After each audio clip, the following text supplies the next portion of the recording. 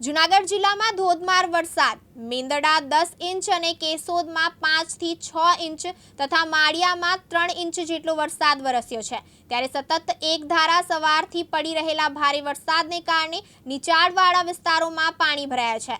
હવામાન વિભાગ દ્વારા કરાયેલ આગાહી મુજબ તારીખ 20 ઓગસ્ટના રોજ અમરેલી, ભાવનગર, સુરત, નવસારી તથા વલસાડ જિલ્લામાં તેમજ તારીખ 21 ઓગસ્ટના રોજ કચ્છ, દેવભૂમિ દ્વારકા, પોરબંદર તથા જૂનાગઢ જિલ્લામાં અતિભારે વરસાદની આગાહી કરવામાં આવી છે, જેને પગલે આજે સવારે જૂનાગઢ જિલ્લામાં સાંબેલાધાર વરસાદ વરસી રહ્યો છે।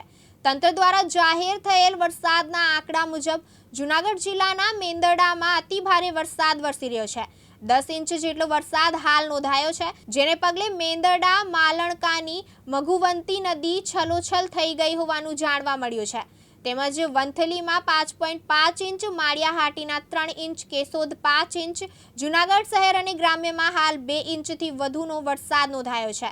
ભારે વરસાદને લઈ જૂનાગઢના માળિયાહાટીના તાલુકાનો ભાખરવડ ડેમ આ વર્ષની સિઝનમાં પ્રથમ વખત ઓવરફ્લો થતા તંત્ર દ્વારા ડેમ નીચેના ગામોને એલર્ટ કરાયા। હવામાન વિભાગે આગામી તારીખ 25 ઓગસ્ટ સુધી સમગ્ર રાજ્યમાં મધ્યમથી અતિ ભારે વરસાદની આગાહી કરી છે।